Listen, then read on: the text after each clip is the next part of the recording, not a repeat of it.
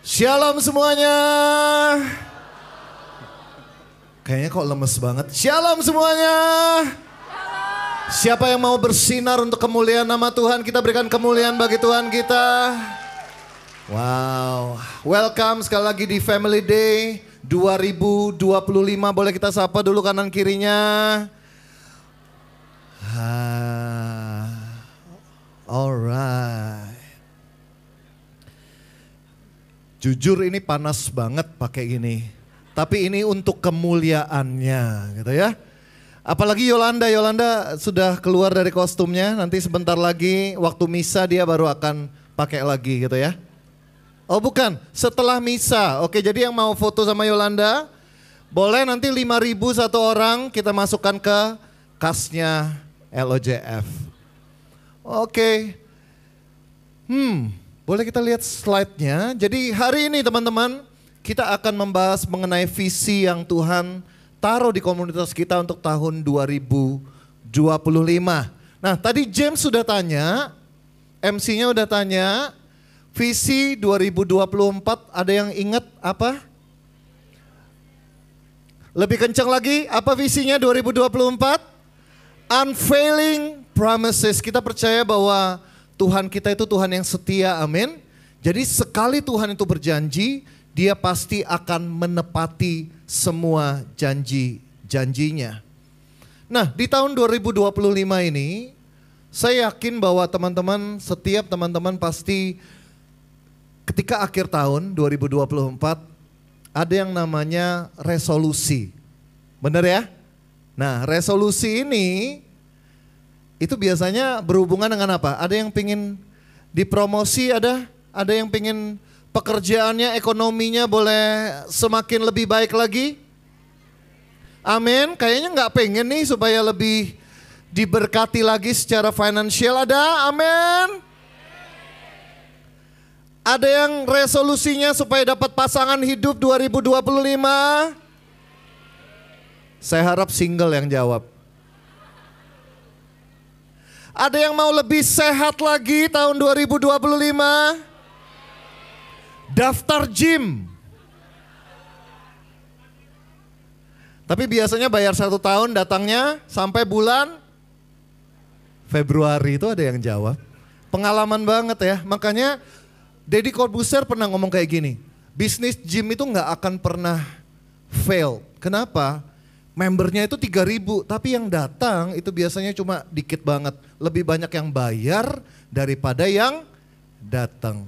Tapi saya percaya bahwa resolusi kita, saya pernah dengar pada waktu pagi, saya sama istri ini suka dengerin renungan harian dari aplikasi Hello. Nah itu Jeff Kevin. Jadi dia bilang gini, ini ribet banget ya, bingung naruh tangannya di mana. Jeff Kevin bilang kasih renungan seperti ini, seringkali kita itu bikin resolusi itu yang berpusat kepada diri kita sendiri. Benar ya? Mau kaya, mau pekerjaannya diberkati, pasangan hidup dan lain sebagainya. Tapi jarang orang-orang yang memiliki resolusi supaya kehendak Tuhan itu yang ada di dalam dirinya. Lebih banyak kita berpusat kepada diri kita sendiri daripada kita memusatkan semua kehidupan kita itu pada apa yang Tuhan mau. Saya percaya di komunitas LOJF ini kita belajar semakin hari, kita akan semakin dewasa, semakin berubah, semakin menjadi orang-orang yang berkenan di hati Tuhan, amin. Nah kita akan lihat slide berikutnya teman-teman. Next slide. Boleh baca sama-sama, 3, 2, 1. If your habits don't change, you won't have a new year. You will just have another year. Benar gak sih? Tadi ada yang mau sehat. Kalau kita gak mengubah apa yang menjadi kebiasaan kita setiap hari secara konsisten, percaya deh, resolusi yang sama itu saudara akan tuliskan di tahun berikutnya. Ada yang resolusi jodoh, oke. Tuhan aku pengen jodoh, pengen kriteria seperti ini. Tapi saudara gak melakukan apa-apa. Bahkan ketika ada yang deketin aja kadang-kadang Termasuk juga ketika saudara berkomunitas seperti ini, gunakan setiap kesempatan yang ada untuk saudara bisa menemukan pasanganmu. Setuju nggak? Jadi di 2025 ini kita percaya bahwa ini akan menjadi tahun yang baru ketika kita belajar untuk mengubah kebiasaan-kebiasaan kita yang lama dan menggantikan dengan habit yang baru. Amin. Next slide. Nah, kita butuh yang namanya transformation, perubahan. Nah, definisi dari perubahan adalah a complete change in the appearance or character of something or someone, especially so that the thing or person is improve. Katakan kiri kananmu, improve. Berapa banyak yang rindu bahwa kita ada improve, kita ada perbaikan yang signifikan dalam kehidupan kita. Boleh lambaikan tangan saudara? Amin. Tahun 2025 ini kita pengen bahwa kita diubahkan menjadi pribadi yang lebih baik lagi di dalam Tuhan. Next slide. So, we are living life from the inside out. Kalau kita mendengar shine like stars, kita seringkali membayangkan, oh kita bersinar itu kita harus menjadi yang pertama kita sukses secara duniawi. Kita sukses, kita akan dihormati kalau kita punya banyak duit. Betul gak sih? Kita akan bahagia kalau kita punya kedudukan yang tinggi, kita punya fasilitas yang baik di dunia ini. Tapi ternyata definisi shine like stars, bersinar seperti bintang-bintang menurut definisinya Tuhan, bukan apa yang terjadi di luar saudara. Bukan apa yang kita miliki, bukan apa yang kita berhasil dapatkan, tapi sesungguhnya terjadinya perubahan yang ada di dalam diri kita. Saya akan jelaskan nanti lebih lanjut lagi. Next slide. Nah, Amsal 4 ayat 23 boleh kita baca sama-sama 3, 2, 1. Jagalah hatimu dengan segala, karena dari situlah terpancar kehidupan. Nah, Amsal mengingatkan saudara dan saya bahwa kalau saudara ingin kehidupan saudara itu terpancar keluar, itulah definisi dari shine like stars, bersinar untuk kemuliaan Tuhan. Berarti langkah pertama yang saudara dan saya harus lakukan adalah kita harus menjaga hati. Dan hati berbicara sesuatu yang ada di dalam diri kita. Betul ya?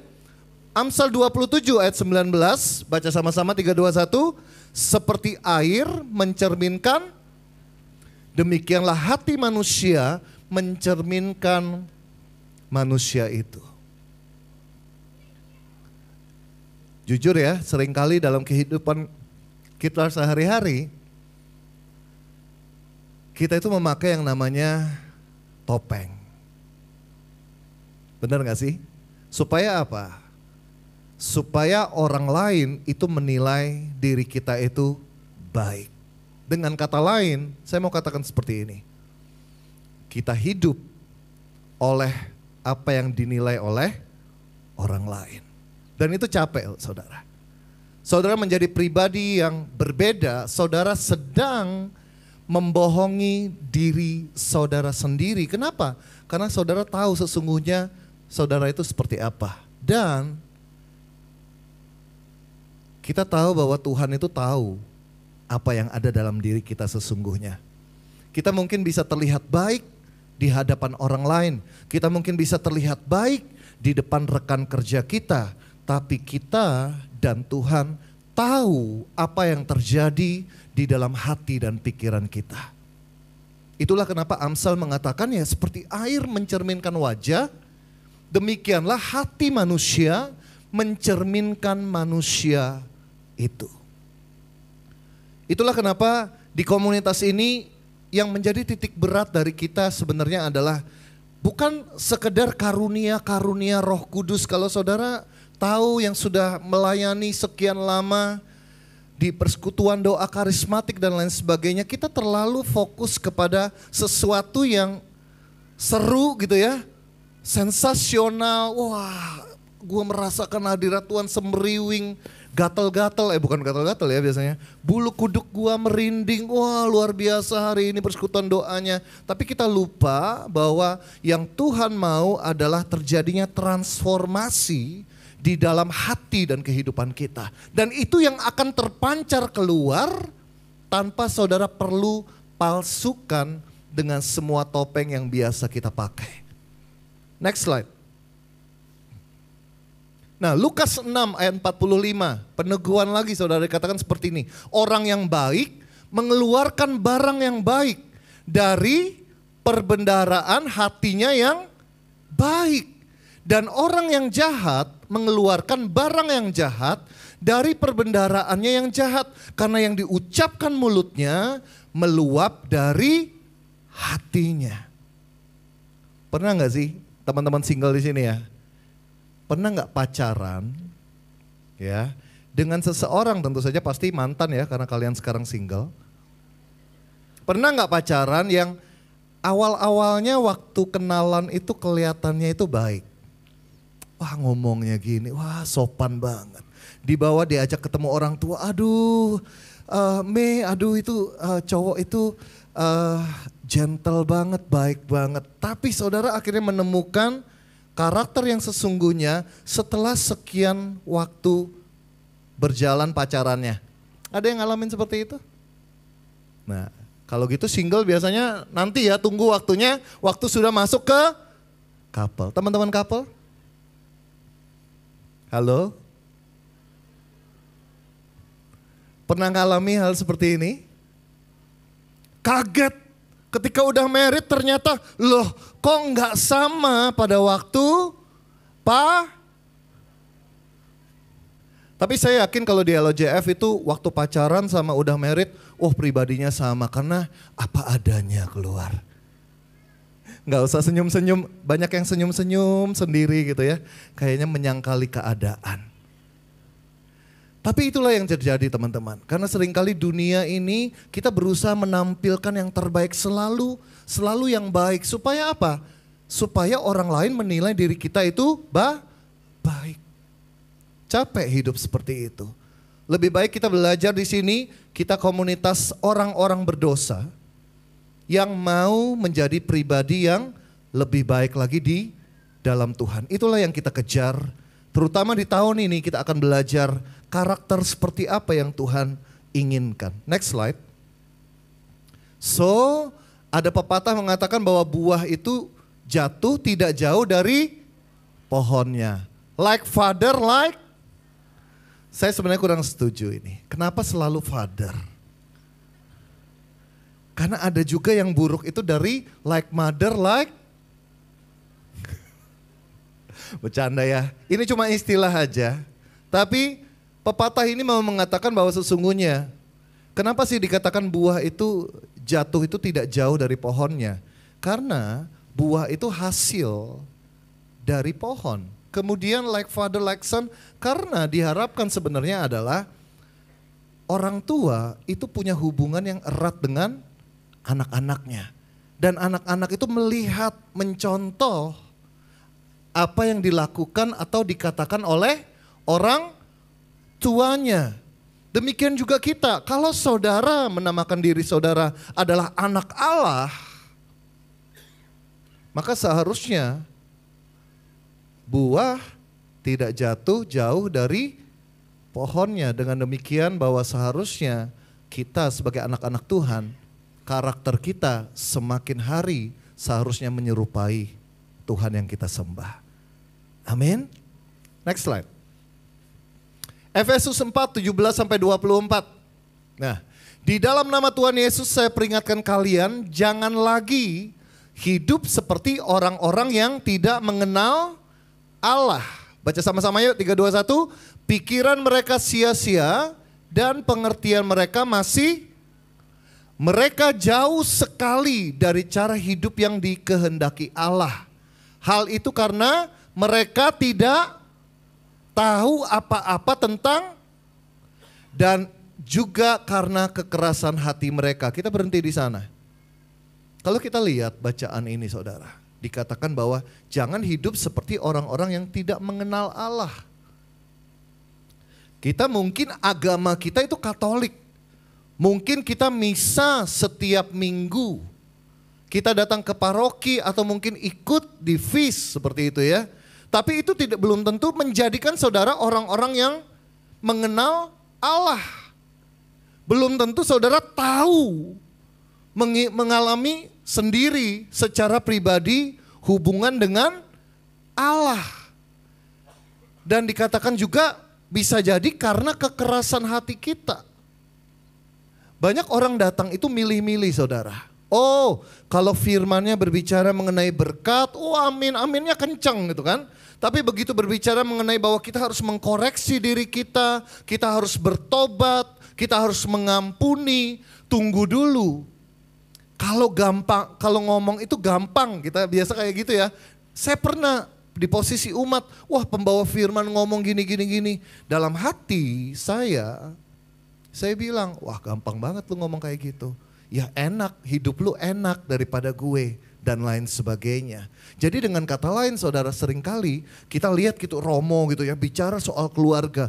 Berapa banyak orang-orang Katolik yang bilang, iya enak Romo gak berkeluarga, Romo gak punya istri, coba punya istri, coba punya anak. Padahal Romo berusaha hanya menyampaikan apa yang difirmankan oleh Tuhan melalui kebenaran firman-Nya. Tapi kita mengeraskan hati kita tidak membuka terhadap kebenaran tersebut. Maka saya akan pastikan ketika saudara mengeraskan hati saudara, ketika saudara memilih apa yang enak menurut saudara, maka tidak akan terjadi perubahan apa-apa. Dengan kata lain, saudara dan saya akan menjadi orang-orang yang kelihatannya tidak mengenal Allah. Karena hidup kita jauh sekali dari cara hidup yang dikehendaki Allah. Next slide. Saya lanjutkan aja, yang kuning-kuning itu yang penting ya saudara. Jadi setiap kali kalian sudah diajar untuk meninggalkan sifat-sifat hidupmu yang lama. Kemudian saya kasih kuning lagi, hidup saudara dan saya hendaklah menjadi baru. LOJF kita mulai tahun 2011, sekarang sudah 2024, 13 tahun. Ada di sini yang ikut LOJF mulai dari 2011, boleh angkat tangannya? Wow, kita berikan tepuk tangan dong untuk mereka yang luar biasa, setia melayani ya, luar biasa. Nah, teman-teman yang mulai ikut 2011, kalau flashback sedikit, ambil waktu, kira-kira apa sih perubahan yang signifikan yang kalian sudah alami? Tentu saja mungkin beberapa di antara kita susah ya kadang-kadang untuk menilai diri sendiri, tapi orang-orang di sekitar kita, keluarga kita, mereka akan melihat, mereka akan bisa menilai bedanya. Pernah dengar kayak gini sih? Kayak gini enggak? Percuma ikut Tuhan, kelakuannya sama aja. Pernah dengar kayak gitu? Kenapa? Karena seringkali kita melakukan kegiatan-kegiatan agamawi, komunitas atau apapun, tapi tidak sungguh-sungguh untuk belajar lebih dalam lagi dan menerapkannya dalam kehidupan kita sehari-hari. Makanya kita belajar di sini teman-teman, lebih penting untuk saudara tahu dikit tapi kalian melakukan sungguh-sungguh kebenaran firman itu dalam kehidupan kita sehari-hari. Karena itulah orang akan mengenal Allah lewat kehidupan saudara. Amin. Next slide. Nah, kita akan belajar dari satu tokoh di Alkitab namanya Daniel. Di tahun 2025, komunitas kita Light of Jesus Family, kita akan fokus pada dua hal ini. Yang pertama adalah humility, yang kedua adalah obedience. Kerendahan hati dan ketaatan. Nah, ceritanya gimana sih? Let's talk about humility first. Next slide. Humility itu definisinya seperti ini saudara. Boleh baca sama-sama? 3, 2, 1. The feeling or attitude that you have no special importance that makes you better than others. Lack of pride. Ketika mendengar kata rendah hati, saya dulu mikir, oh orang yang rendah hati itu orang yang sopan gitu ya. Tiap kali lewat gitu bungkukin badan kayak gini. Humble banget sih. Atau sopan setiap kali nyapa. Saudara, itu bisa dibuat-buat loh. Sedangkan definisi yang sesungguhnya dari kerendahan hati adalah seperti ini. Next slide. Ini yang saya dapat saudara. Manusia rendah hati itu adalah manusia yang tahu kekurangan dan kelebihan dirinya, tanpa pernah meremehkan orang lain. Sebaliknya mereka merendahkan diri di hadapan Allah. Maksudnya seperti apa sih? Jadi saudara harus kenal diri saudara sendiri. Saudara harus tahu saudara itu lebihnya di mana, kurangnya di mana. Nah, tanda orang kadang-kadang orang ini gak rendah hati adalah, orang yang sombong adalah mereka marah ketika dikritik padahal memang itu adalah kekurangan mereka. Saya ulangi ya. Orang yang sombong biasanya orang yang anti untuk menerima feedback, evaluasi atau masukan karena dia tidak tahu, even dia itu berusaha menutupi kekurangan yang dimilikinya. Kenapa? Karena ada hubungannya dengan apa yang saya sampaikan tadi. Karena selama ini kita hidup based on penilaian orang lain. Sesungguhnya kalau saudara tahu strength saudara, weakness saudara apa, kita akan bisa bekerja sama dalam sebuah tim yang luar biasa. Kenapa?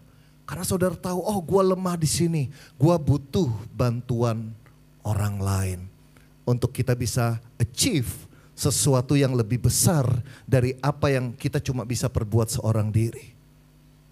Sebaliknya kalau saudara tahu strength saudara apa, saudara bisa menggunakan kekuatan saudara itu untuk menjadi berkat bagi orang lain. Tapi mungkin saudara ada yang nggak tahu juga kadang-kadang, strength gua apa, weakness gua apa. Saya mau katakan lewat pelayanan salah satu cara untuk saudara tahu apa hidden talent saudara, hidden strength saudara itu apa. Kadang perlu kita lakukan, praktekkan supaya kita tahu. Tapi please, belajarlah membuka hati untuk menerima evaluasi atau feedback dari orang lain. Nah itu susah saudara. Apalagi saudara kadang-kadang ya ada orang-orang yang dididik di keluarganya itu tidak pernah dikritik.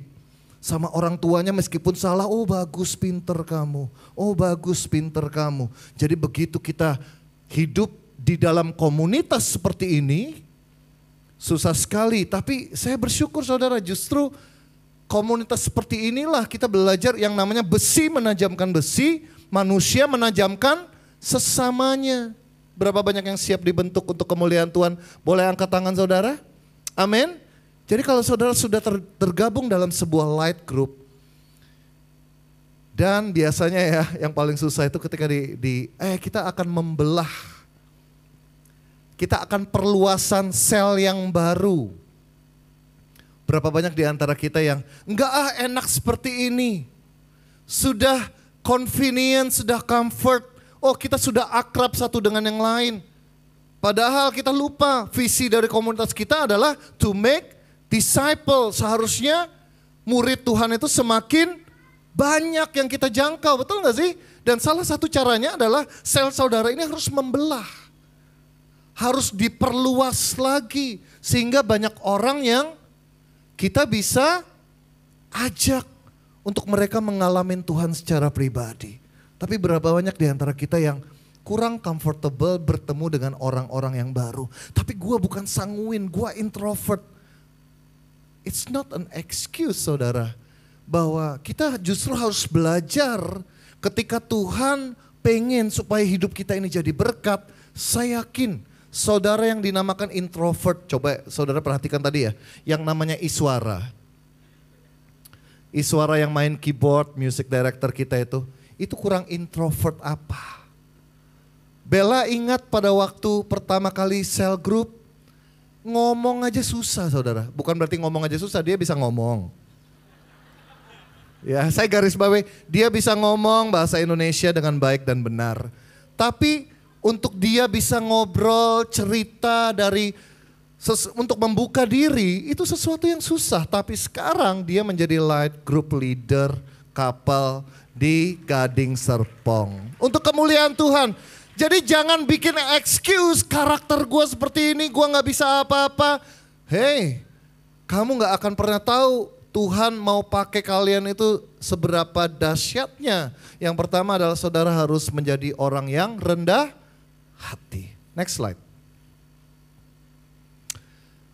Daniel 2, 26-28. Bertanyalah raja kepada Daniel yang namanya Belsasar. Sanggupkah engkau memberitahukan kepadaku mimpi yang telah kulihat itu dengan maknanya juga? Daniel menjawab katanya kepada raja, rahasia yang ditanyakan tuanku raja tidaklah dapat diberitahukan kepada raja oleh orang bijaksana, ahli jampi, orang berilmu atau ahli nujum. Tetapi di surga, perhatikan Daniel bilang apa? Ada Allah yang menyingkapkan rahasia-rahasia. Ia telah memberitahukan kepada tuanku Raja Nebukadnezar apa yang akan terjadi pada hari-hari yang akan datang. Next slide. Saya mau katakan bahwa Daniel itu selalu mengarahkan apapun, dia selalu mengatakan itu karena Allah. Nah kita ini kan baru pulang ziarah kemarin ya. Kita banyak pergi ke tempat-tempat di mana ada penampakan Bunda Maria. Salah satunya yang saya sangat tersentuh adalah ketika kita pergi ke La Salette. Bukan ke Lafayette tapi ke La Salette. Kalau ada yang tahu Lafayette itu tempat shopping. La Salette itu tempat Bunda Maria menampakkan diri. Dia ketemu dua bocah, saya persingkat aja. Salah satu message dari Bunda Maria adalah supaya orang-orang itu kembali kepada Tuhan. Perhatikan, Bunda Maria selalu menampakkan diri bukan supaya orang itu datang kepada dia, tapi supaya orang-orang itu kembali datang kepada Tuhan Yesus. That's humility. Dia tidak mengambil kesempatan untuk mencuri kemuliaan Tuhan. Daniel selalu refer kepada Tuhan yang memberikan dia hikmat. That's humility. Next slide. Sorry, Filipi tadi. Yang terakhir. Filipi 2 ayat 5-8. Baca sama-sama teman-teman. 3, 2, 1. Hendaklah kamu dalam hidupmu bersama menaruh pikiran dan perasaan yang terdapat juga dalam Kristus Yesus, yang walaupun dalam rupa Allah tidak menganggap kesetaraan dengan Allah itu sebagai milik yang harus dipertahankan, melainkan telah mengosongkan dirinya sendiri, mengambil rupa seorang hamba dan menjadi sama dengan manusia, dan dalam keadaan sebagai manusia ia telah merendahkan dirinya dan taat sampai mati, bahkan sampai mati di kayu salib. Nyambung ya? Setelah kerendahan hati kita nyambung, let's talk about obedience. Next slide. Nah, what is obedience? Next. Daniel 1:8-17. Perhatikan, saya akan bahas cuma dikit, nanti kalian baca cerita dari Daniel ini. Dikatakan Daniel berketetapan. Untuk apa? Tidak menajiskan dirinya dengan santapan raja dan dengan anggur yang biasa diminum oleh raja. Perhatikan, Daniel ini orang Yahudi. Orang Yahudi dari kecil itu dididik untuk taat imannya. Jadi ada makanan-makanan, minuman-minuman, bahkan lebih dari teman-teman kita yang muslim, itu yang haram yang mereka tidak boleh konsumsi. Coba kalau kita di posisi Daniel, wah enak banget ini makanan raja, wah dengkul babi, wah anggur, wah sempen dan lain sebagainya. Pasti ya udahlah ya, dipaksa sama raja, nanti aku dibunuh, lebih baik aku makan padahal saudara pengen. Tapi Daniel perhatikan, dia dikatakan apa? Berketetapan.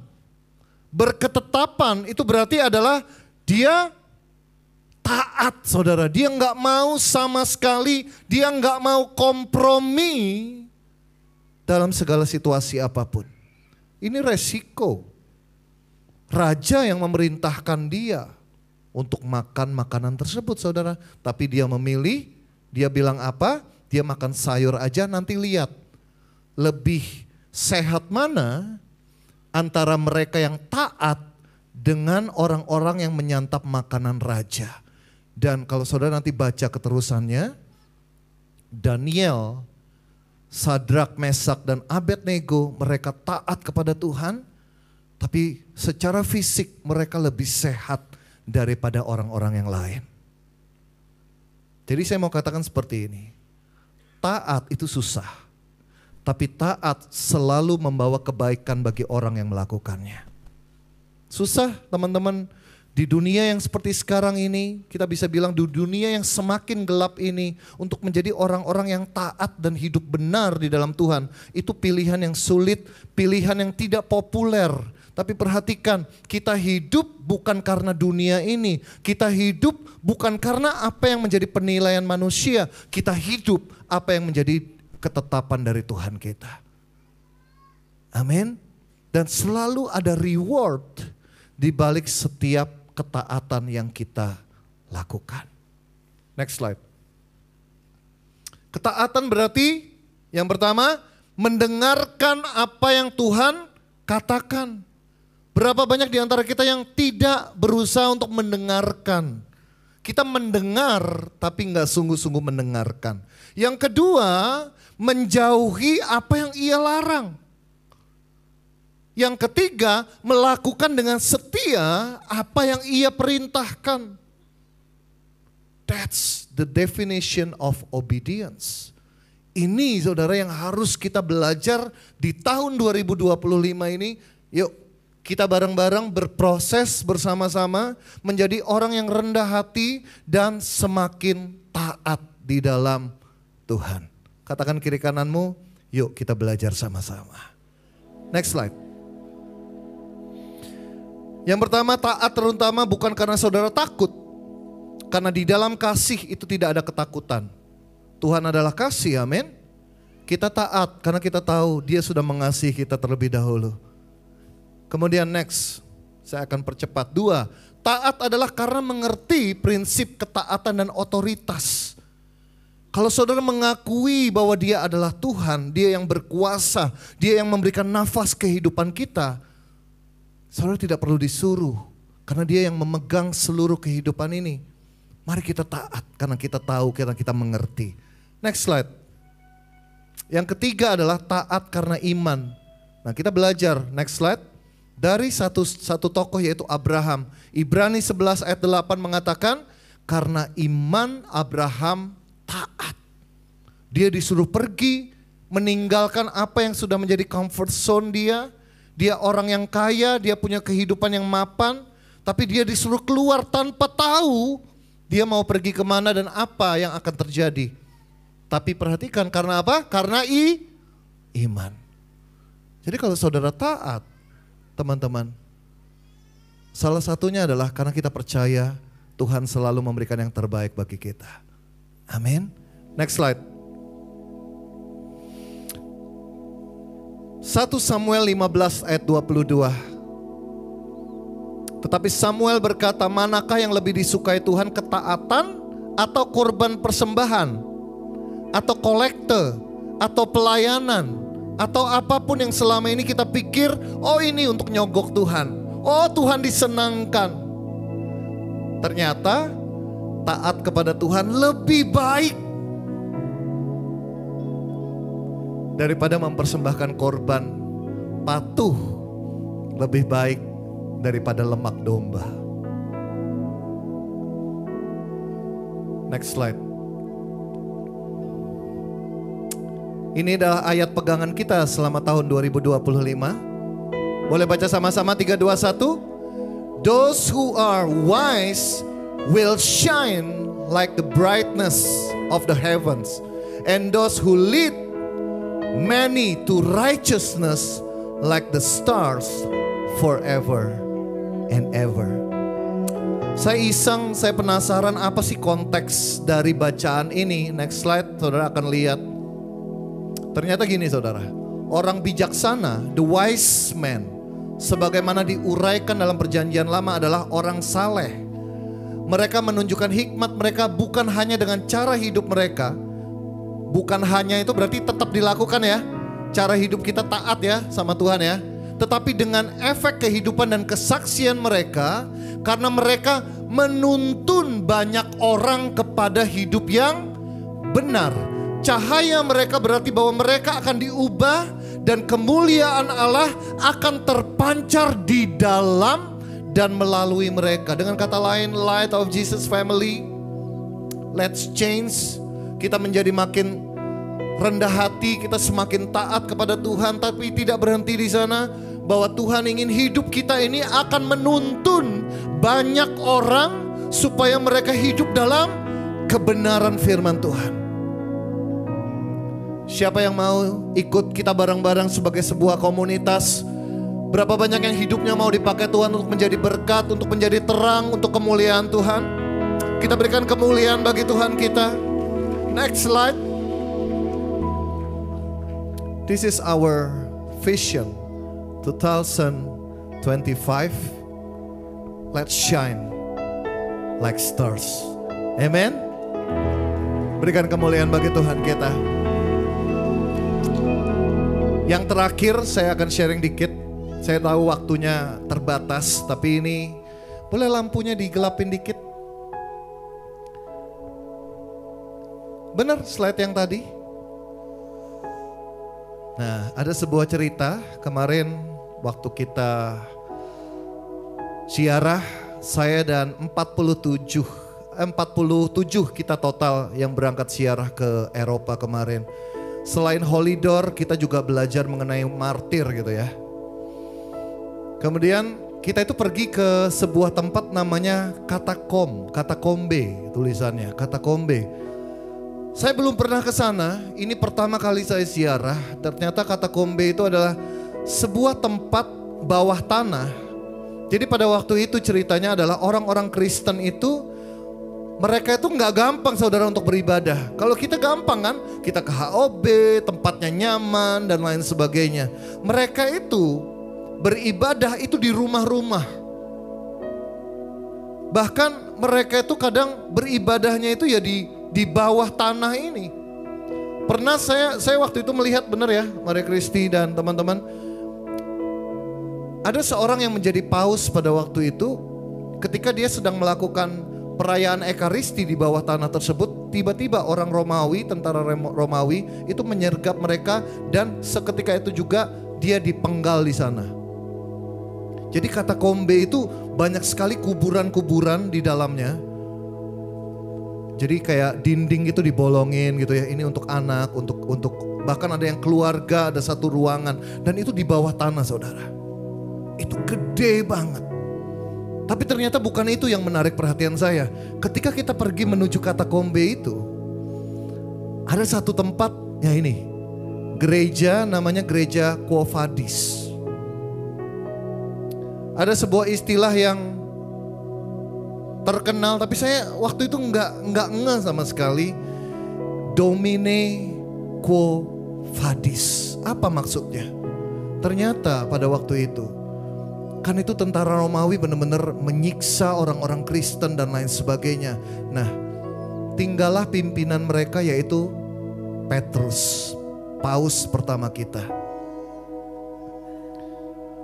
Semua jemaat pada waktu itu bilang, udah Petrus kamu kembali aja untuk supaya selamat, tujuan mereka supaya Petrus ini selamat kembali aja ke Israel.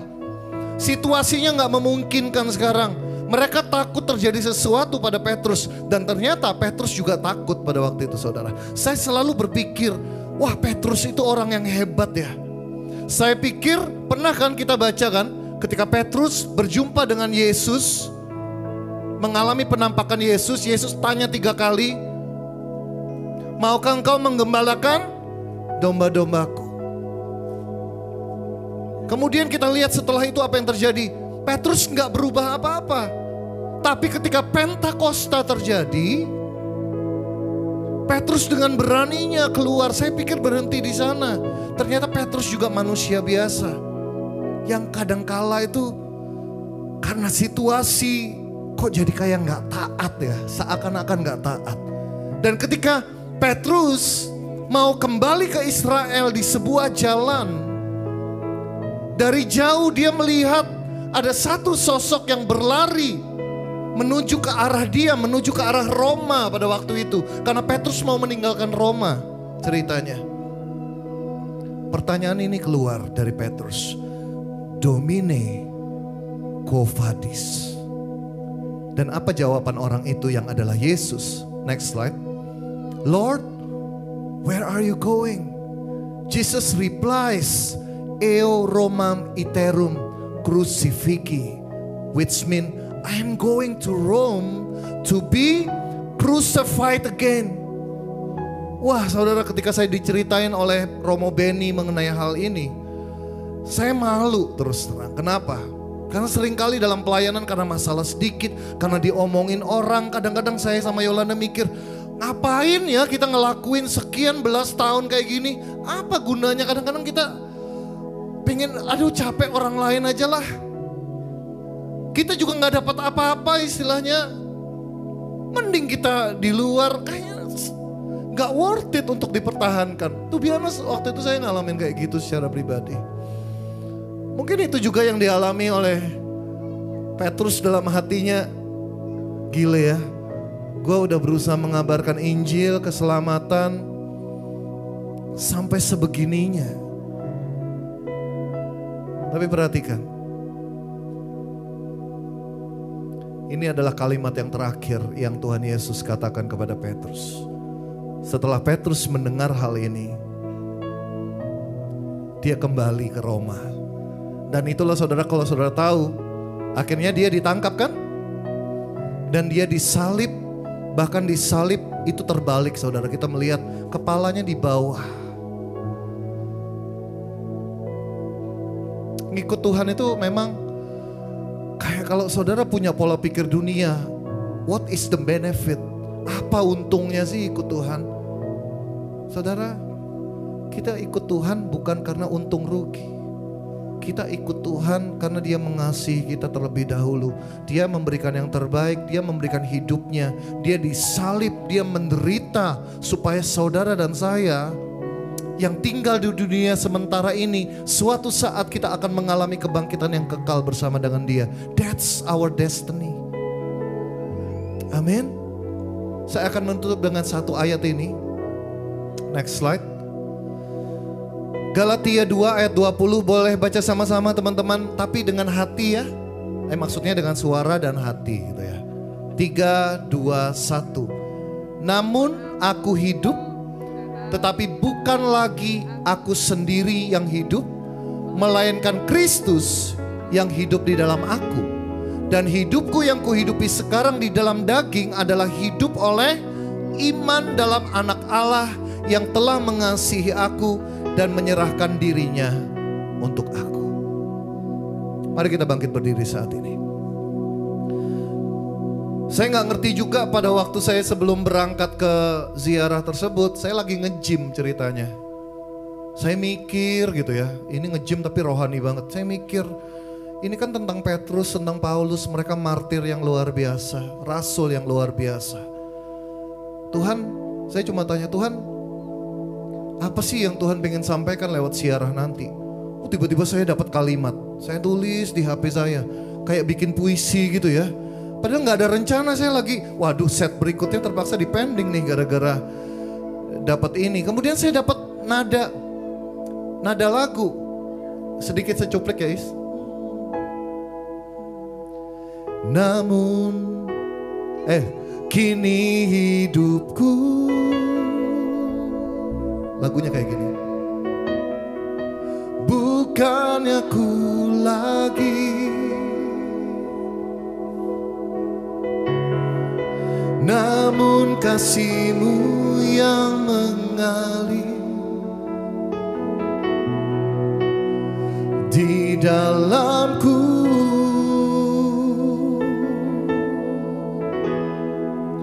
Kini nafasku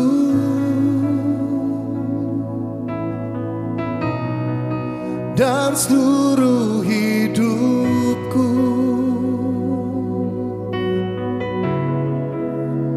menjadi persembahan yang hidup bagimu. Wow. Sebelum saya pergi, sebelum saya tahu cerita tentang Petrus tersebut, Tuhan sudah kasih message tersebut, saudara. Now I know. Kita nggak mungkin akan berubah kalau kita nggak mengalami perjumpaan dengan Tuhan. Kita nggak mungkin akan berubah menjadi orang yang taat, yang rendah hati, kalau kita nggak mengenal siapa Tuhan kita. There's no way. Karena sebuah kehidupan rohani bukan textbook, saudara, teman-teman, bukan. Tapi kalian akan diubahkan, kita semua akan diubahkan. Yang pertama, kalau kita mengalami Tuhan. Yang kedua, kalau kita semakin mengenal, mengerti siapa Tuhan kita. Amin. Mari kita angkat pujian ini dengan segenap hati kita. Thank you Jesus.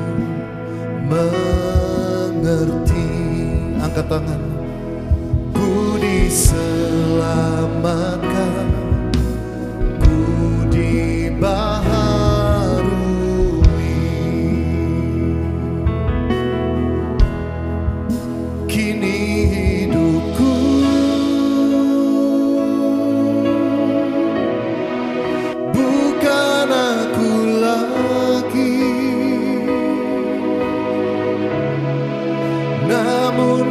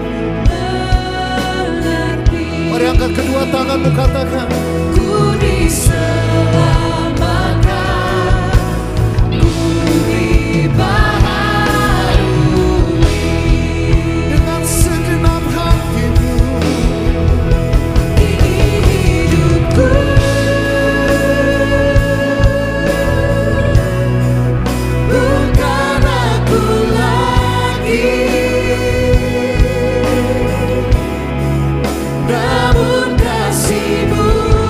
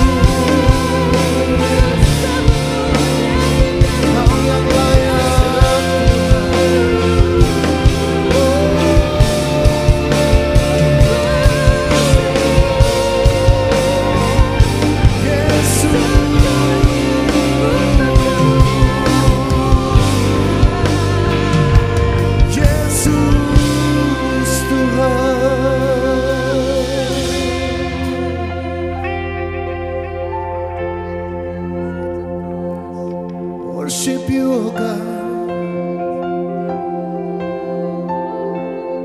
Biar kami taat dan setia, bukan karena kami takut, tapi karena Engkau mengasihi kami. Kau mengasihi kami.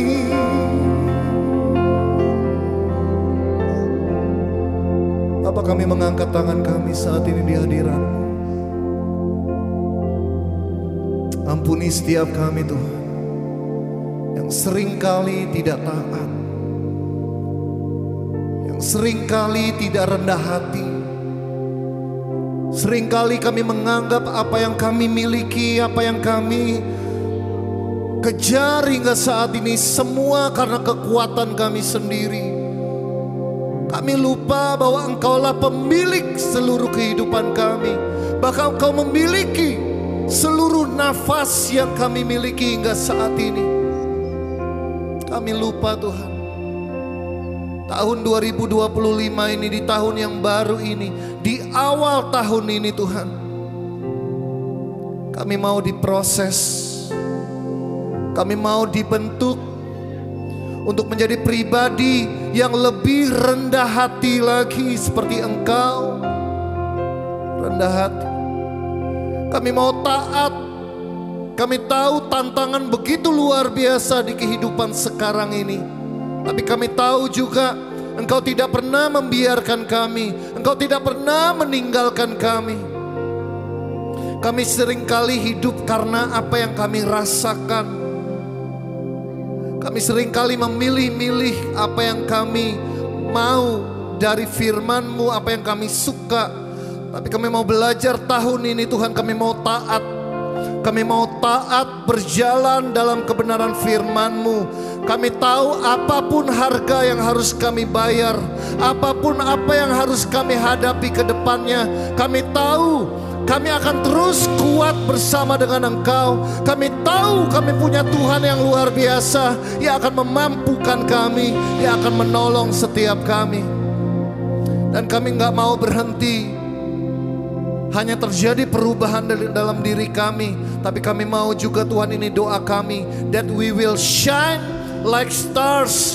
Kami akan bersinar seperti bintang-bintang di langit, memancarkan terang kemuliaan Tuhan, membawa banyak orang kepada kebenaran firman Tuhan, sehingga kehidupan mereka Engkau ubahkan. Kami mau Tuhan pakai kami. Kami angkat tangan kami saat ini Tuhan, kedua tangan kami. Teman-teman yang mau dipakai hidupnya untuk menjadi terang kemuliaan Tuhan, apapun keadaanmu saat ini, nyatakan, jadikan ini sebagai doamu. Thank you Jesus. Kini hidupku, katakan, bukan aku lagi, namun kasih-Mu yang mengalir di dalamku. Dengan segenap hati, kini nafasku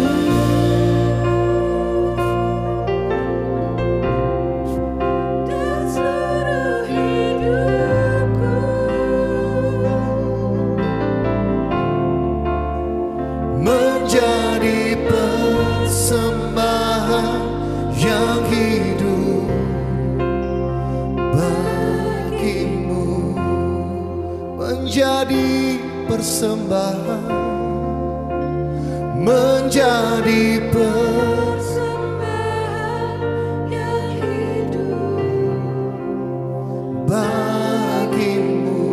Sekali lagi dengan segenap hatimu, persembahkan hidupmu bagi Tuhan, menjadi persembahan yang hidup bagi-Mu. Kita berikan kemuliaan bagi Tuhan. Amin. Katakan kiri kananmu, let's shine like stars. Silakan duduk teman-teman yang terkasih dalam Tuhan. Hari ini kita akan diberkati lebih lagi. Kita akan mengundang saudari kita yang akan memberikan kesaksian yang luar biasa pada malam hari ini.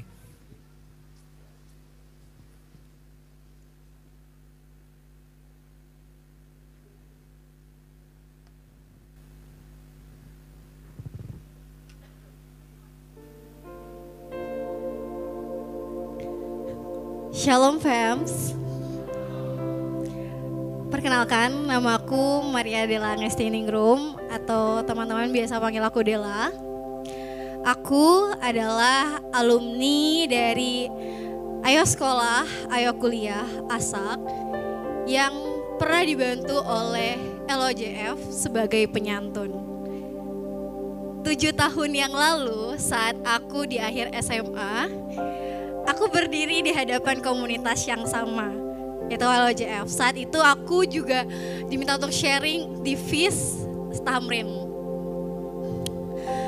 7 tahun yang lalu, aku sharing sebagai anak SMA yang mau kuliah, yang saat itu bergumul, Tuhan tahun ini Della bisa kuliah gak ya? Dan aku sharing bahwa Tuhan ternyata baik. Tuhan memberikan kasih-Nya lewat ASAK dan LOJF sehingga aku bisa mendapatkan beasiswa penuh di PGSD Binus University.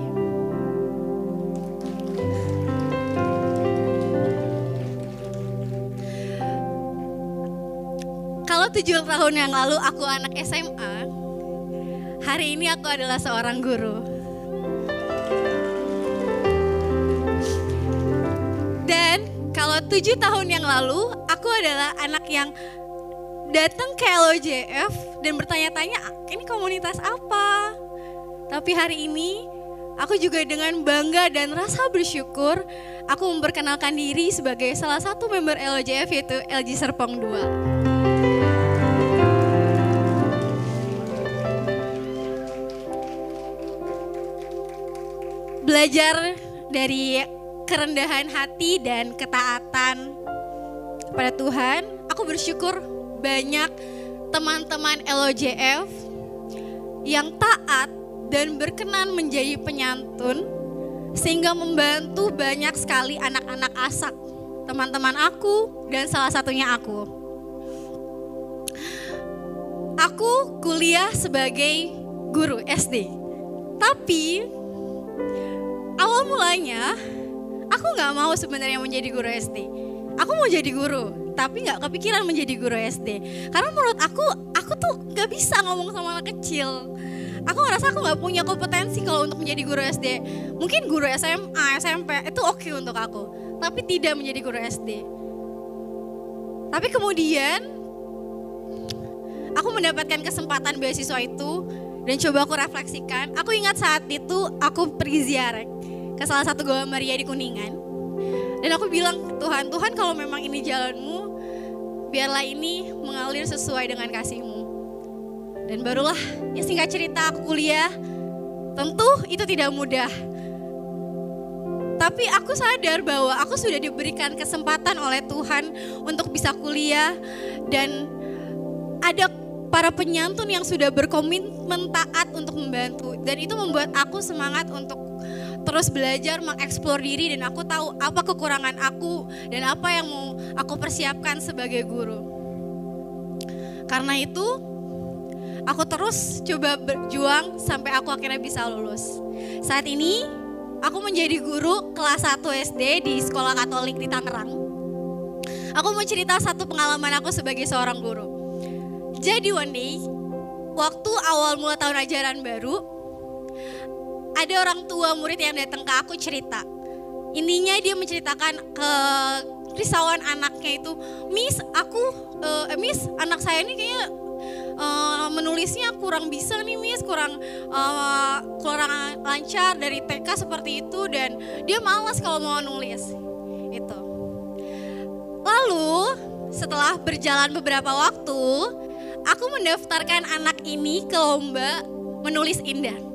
Dari anak yang dilapori katanya, Miss dia nulisnya males. Tapi aku coba mendaftarkan dia ke lomba itu. Bukan karena tanpa alasan, tentu karena objektivitas aku sebagai guru.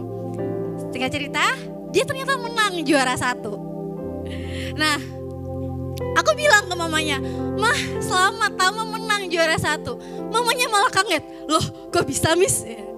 Karena di situ aku cerita sama mamanya, "Mah, Tama itu bukan yang malas, Tama itu bukan yang gak bisa, tapi dia punya kemampuan, dia punya bakat, dan dia mau taat untuk belajar, dia mau mendengarkan Miss Della yang, oh ini cara nulis hurufnya seperti ini." Akhirnya itulah buah yang dia hasilkan. Dan ketika aku melihat keberhasilan dari anak-anakku itu, menurut aku itulah arti shine like star buat diri aku. Dimana aku bukan bersinar untuk diri aku sendiri, tapi aku membantu bintang-bintang kecilku untuk bersinar juga.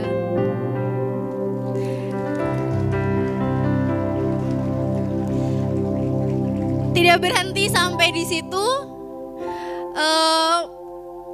kasih Tuhan melalui LOJF menurut aku sungguh sangat besar dan mengalir sehingga hari ini, hingga detik ini. Dimana ketika aku pernah ngerasa kayak, kok aku gak layak ya sebagai guru, kayak kok apa bener ya ini pekerjaan aku yang sesuai, kok orang tuanya ada yang kayak gini, kok siswa aku kayak gini, bener gak ya? 2 tahun yang lalu aku kembali datang ke FIS, dimana di situ hati aku itu seperti botol yang isinya tuh air keruh. Jadi rasanya benar-benar kering, hampa, dan benar-benar aku ngerasa kehilangan Tuhan di mana gitu. Dan itu tapi mengingatkan aku sama salah satu homili dari romoku di paroki Romo Salto. Ini tentang conversion, berbalik arah. Romo Salto bilang gini waktu di homilinya, komunitas pelayanan bukan untuk menyeimbangkan dosa, tetapi untuk membuat kita mau berkembang dan mau berbalik arah ke jalan Tuhan. Dan itulah yang aku dapatkan di LOJF. Air yang keruh saat itu terus semakin lama semakin lebih baik melalui LOJF, dan aku percaya itu akan terus berlanjut dari hari ke hari bersama teman-teman LOJF semuanya. Terima kasih, aku menyampaikan salam hangat aku dari teman-teman ASAK. Saat ini aku berdiri sebagai pengurus ASAK di Gregorius, dan kasih teman-teman LOJF dan para penyantun luar biasa di paroki kami. Luar biasa, thank you Sis Della. Tuhan berkati, terus bersinar untuk kemuliaan Tuhan. Teman-teman lewat sharing tadi sadar gak sih bahwa dia bilang karena ada ketaatan dari donatur ASAK. Saya gak tahu apakah ada teman-teman yang hadir di sini yang jadi donatur, ditagih gitu ya. Tapi kalian tetap taat. Ingat salah satu tadi, taat karena kasih. Kadang kita gak ngerti, kita pelayanan misalnya ada teman-teman multimedia di sana, usher. Apa sih dampaknya? Kita pikir gak ada dampaknya. Tapi sesungguhnya setiap hal kecil yang saudara lakukan dengan tekun, dengan setia, dan memang untuk kemuliaan Tuhan, udahlah, pasti akan berdampak, akan memberkati orang lain.